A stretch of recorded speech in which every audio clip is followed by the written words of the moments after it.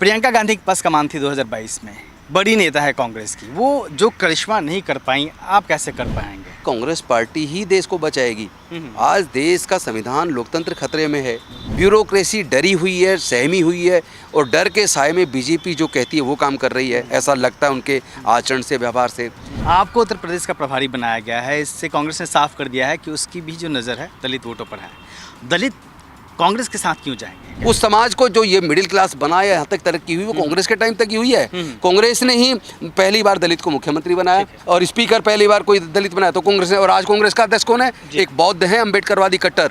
नए तीवर के साथ आ रही है आपकी पसंदीदा मासिक पत्रिका दलित दस्तक। नीचे दिए गए नंबर पर आज ही संपर्क करिए या व्हाट्सएप करिए। जय भीम, नमस्कार, मैं हूं अशोक दास, आप देख रहे हैं दलित दस्तक। कांग्रेस पार्टी ज्वाइन करने के बाद महज 10 महीनों में राजेंद्र पाल गौतम को पहले एससी डिपार्टमेंट का चेयरमैन बनाया गया, फिर उत्तर प्रदेश कांग्रेस की कमान दे दी गई है। यह 2017 में कांग्रेस पार्टी और सपा ने मिलकर चुनाव लड़ा था। उत्तर प्रदेश में 105 सीटों पर लड़कर कांग्रेस पार्टी ने सिर्फ 7 सीटें जीती थी। 2022 में अकेले लड़ी, 400 सीटों पर तकरीबन चुनाव लड़ा। सिर्फ 2 विधायक हैं कांग्रेस के पास। अभी 97% सीटों पर जमानत जब्त हो गई थी और वोट परसेंटेज रहा था 2.3। वहाँ से कांग्रेस पार्टी को आगे ले जाने की जिम्मेदारी सर आपके पास है। प्रियंका गांधी की पस कमान थी 2022 में। बड़ी नेता है कांग्रेस की, वो जो करिश्मा नहीं कर पाई, आप कैसे कर पाएंगे? देखिए, समय और परिस्थितियाँ हमेशा एक जैसी नहीं रहती। उस वक्त समय परिस्थिति कुछ और थी, आज कुछ और है। उस वक्त तक रीजनल पार्टियां हुआ करती थी, ताकतवर हुआ करती थी। अब भारतीय जनता पार्टी ने रीजनल पार्टी ख़त्म कर दी।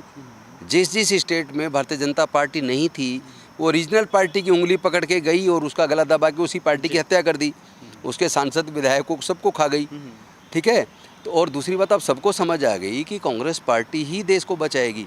आज देश का संविधान लोकतंत्र खतरे में है और ऐसे में जो जिम्मेदारी है एक राष्ट्रीय पार्टी को, जिसके पास सारी शक्ति जिसके पास हो, इलेक्शन कमीशन भी उसी के लिए काम कर रहा है। सुप्रीम कोर्ट, हाई कोर्ट के जजों पर भी इतना दबाव उस पार्टी ने बना दिया कि उनके जजमेंट में कई बार न्याय नहीं दिखता। ब्यूरोक्रेसी डरी हुई है, सहमी हुई है और डर के साए में बीजेपी जो कहती है वो काम कर रही है, ऐसा लगता है उनके आचरण से, व्यवहार से। सारा जो मीडिया जिसको हम समझते हैं वो मेन स्ट्रीम मीडिया, वो बीजेपी के लिए काम कर रहा है, वो सत्ता से सवाल ही नहीं करता। और वो इलेक्शन कमीशन जिसको फ्री फेयर ट्रांसपेरेंट चुनाव कराने की जिम्मेदारी दी गई थी, वो ऐसा लगता है जैसे बीजेपी को जिताने के लिए काम कर रहा है।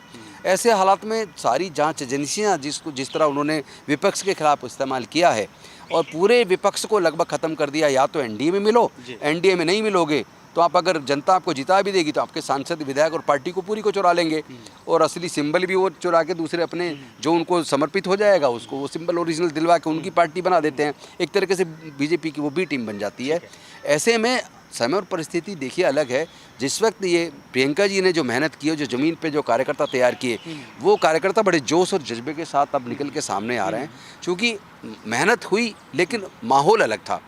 अब जनता के अंदर माहौल है, जनता समझ रही है कि बीजेपी को हराने का काम, बीजेपी से मुकाबला करने का काम, देश के संविधान लोकतंत्र को बचाने का काम राष्ट्रीय पार्टी केवल कांग्रेस कर सकती है। रीजनल पार्टी इसके बस की बात नहीं है। उन्हें जिता भी देते हैं तो उनके सांसद, विधायक बिक जाते हैं। बीते सांसद का चुनाव अलग होता है लोकसभा का, ये विधानसभा का चुनाव है। और बीते कई सालों में लगातार जो उत्तर प्रदेश में मुकाबले में रही हैं, या तो बीजेपी के बरक्स जो भी विपक्ष में रही हैं, समाजवादी पार्टी और बसपा से मुकाबला रहा है लंबे समय तक, आपको भी पता है।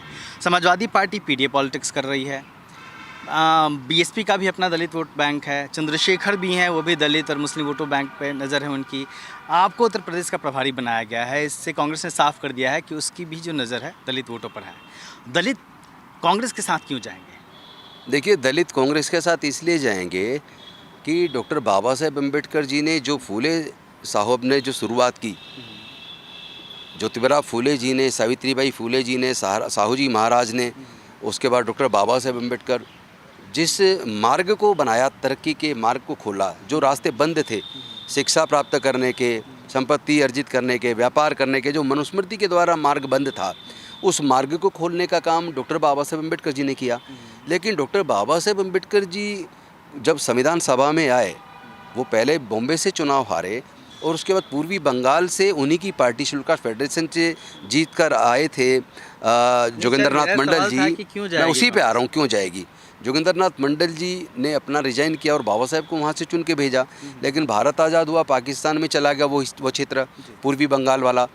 तो फिर बाबा साहेब को कांग्रेस पार्टी ने डॉक्टर एस जयकर को रिजाइन करवा के वहाँ से संविधान सभा में भेजा और फिर ड्राफ्टिंग कमेटी का चेयरमैन बनाया। और उसके बाद संविधान जब उन्होंने बना दिया तो फिर प्रथम कानून मंत्री बनाया, और कानून मंत्री बनाने के बाद जो उन्होंने दलितों की तरक्की का मार्ग दिया और संविधान के माध्यम से जो उनको अधिकार दिया, उनके जाने के बाद उसको लागू करने का काम तो कांग्रेस ने किया।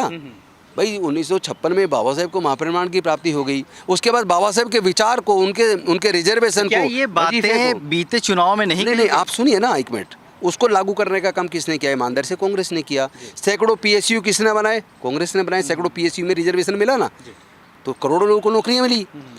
खेत की ज़मीन के पट्टे कांग्रेस ने दिए, रेजिडेंशियल प्लॉट के पट्टे कांग्रेस ने दिए, schedule caste component plan, tribal सब प्लान वो कांग्रेस ने दिया। और तो और उत्पीड़न को से बचाने के लिए समाज को prevention of SC/ST atrocity act वो कांग्रेस ने दिया। जो स्कॉलरशिप मिलता है वो कांग्रेस ने दिया। मैं बता रहा हूँ क्यों आएंगे, आपने सवाल किया ना, मैं उसका जवाब दे रहा हूँ। और उसके बाद special component plan, tribal plan, fund plan, उसमें पैसा उनकी संख्या के हिसाब से प्लान फंड में देके उनको कैसे उनके समाज का विकास के वो दिया।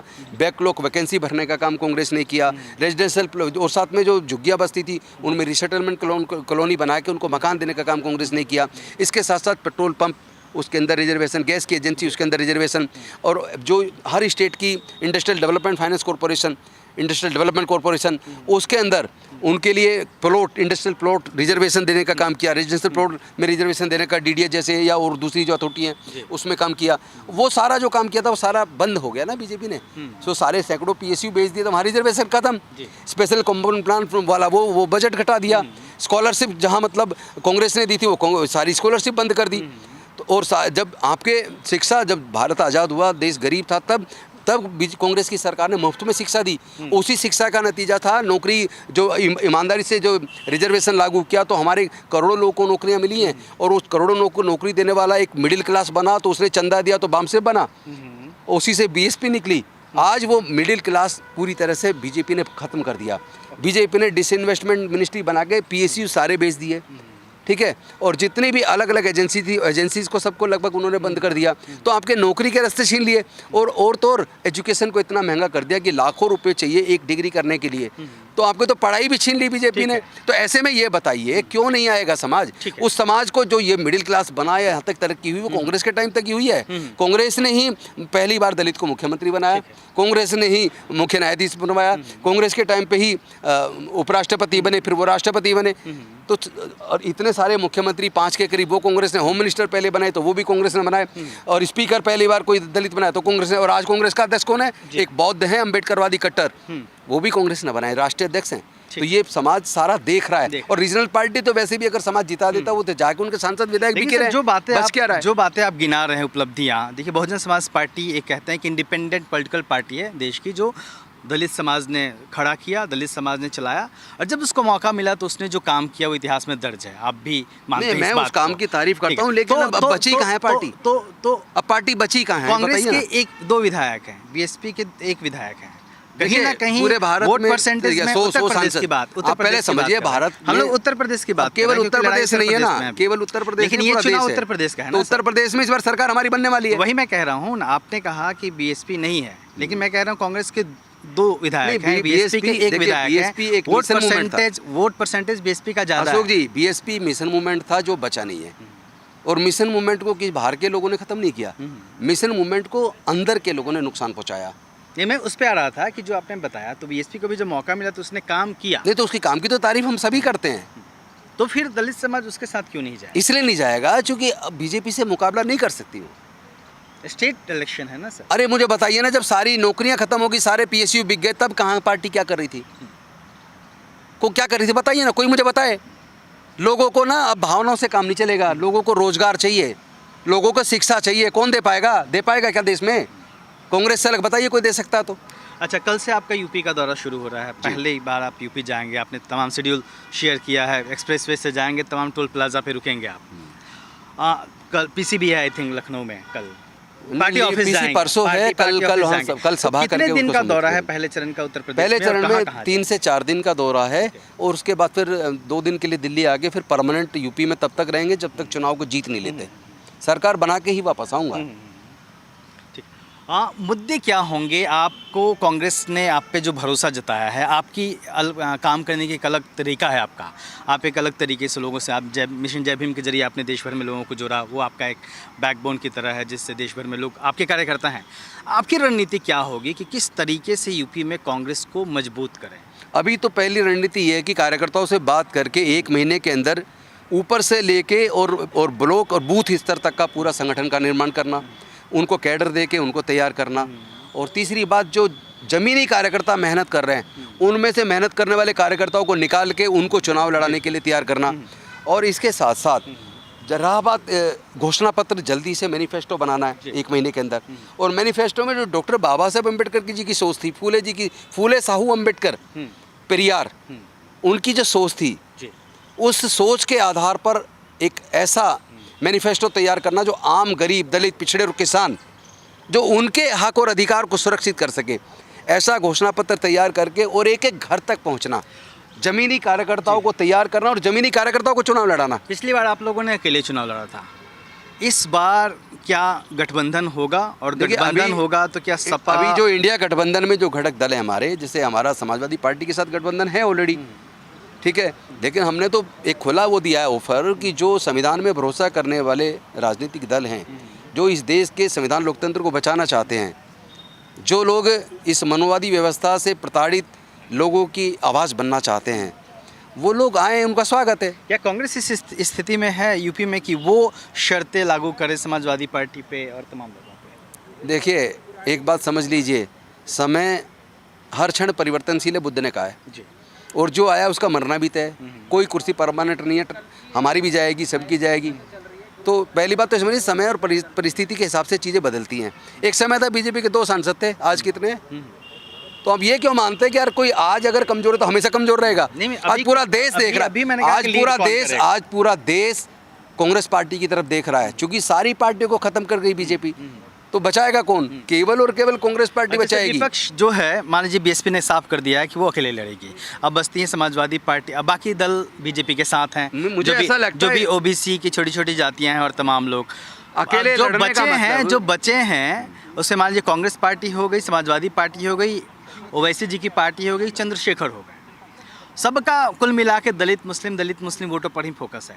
तो क्या अगर अलग अलग लगेंगे तो बटेंगे नहीं? आप पहले एक बात समझ लिए, आज जो मजदूर है, किसान है, दलित है, पिछड़ा है, आदिवासी है, माइनॉरिटी है, मुस्लिम, क्रिश्चियन और जितने भी माइनॉरिटी में लोग आते हैं, अब वो समझदार हैं, उनकी भावनाओं का खेल बहुत खेल चुके लोग, अब वो भावनाओं में फंसने वाले नहीं है, वो अपनी बुद्धि का इस्तेमाल करेंगे। वो सब देख तो रहे हैं ना कि रीजनल पार्टी थोड़े बहुत, कोई 5 जीत गई, 10 जीत गई, उनको सबको फिर बीजेपी ले जाती है। अब लोग बेवकूफ़ नहीं बनेंगे, लोग अपनी बुद्धि का इस्तेमाल करेंगे। और वैसे भी बुद्ध ने कहा था, किसी बात को इसलिए मत मानो कि मैं कह रहा हूँ या किसी बहुत बड़े धार्मिक ग्रंथ में लिखी है, किसी बहुत बड़े व्यक्ति ने कही है। किसी भी बात को मानने से पहले अपनी बुद्धि और विवेक की कसौटी पर कसकर देखो, तर्कपूर्ण तरीके से कस के देखो, सत्यता को जानो, और जब लगे ये सच है तब मानो। तो परीक्षण करके देख लो, जीत भी जाएंगे 2, 4, 10 लोग, तो वो फिर बीजेपी ले जाएगी। आपके कार्यकर्ता तो बीजेपी ले जाएगी ना, बचेगी कहाँ? आपके कार्यकर्ता बीजेपी का मुकाबला करने की हिम्मत क्या अब रीजनल पार्टियों में बची है? जो भी लड़ पा रहे हैं, जीत भी जाते हैं, तो वो उनके सहायक सांसद विधायक को नहीं, पार्टी को चुरा लेती है बीजेपी। तो जी सर, हम तो ये तो पूरा देश देख पा रहा है ना। हम लोग देख सकते हैं, आपके कार्यकर्ता आपसे मिलने आए हैं, प्रभारी बने हैं। टिकटों में राजेंद्र पाल गौतम की कितनी चलेगी, टिकटों के वितरण? देखिए, मैं अपनी पूरी ताकत लगाकर कांग्रेस के जो जमीनी कार्यकर्ता हैं और मेहनत कश हैं, हर कीमत पे उन लोगों के लिए लड़ूंगा। एक आखिरी सवाल, अगर गठबंधन में चुनाव होती है तो कांग्रेस कम से कम कितने सीटों पे चुनाव भाई, एक बात स्पष्ट है कि हम राष्ट्रीय पार्टी हैं, बड़ी पार्टी हैं, और परिवार में भी बच्चे अगर 2 होते हैं तो वो बराबर की इज्जत और सम्मान चाहते हैं। तो हमें बराबर का हिस्सा और सम्मान चाहिए। बहुत बहुत शुक्रिया सर, और आपको मंगल कामनाएं नए जिम्मेदारी के लिए। तो ये थे राजेंद्र पाल गौतम, उत्तर प्रदेश का प्रभारी बना है कांग्रेस पार्टी ने, और तमाम चुनौतियां इनके सामने मुंह बाए खड़ी हैं, क्योंकि मैंने बताया कि कांग्रेस पार्टी के तकरीबन 2.5% वोट हैं, सिर्फ 2 सीटें हैं। वहां से कैसे निकालेंगे कांग्रेस पार्टी को, कहाँ कितनी जीत दिला पाएंगे बड़ी जीत उत्तर प्रदेश में, वो कहीं ना कहीं कांग्रेस पार्टी के लिए अहम है। और साथ ही जो आने वाले दिनों में उत्तर प्रदेश चुनाव के बाद लोकसभा के चुनाव होंगे, उसके लिए भी अहम होंगे। कैमरामैन वीरेंद्र के साथ मैं अशोक दास, दलित दस्तक।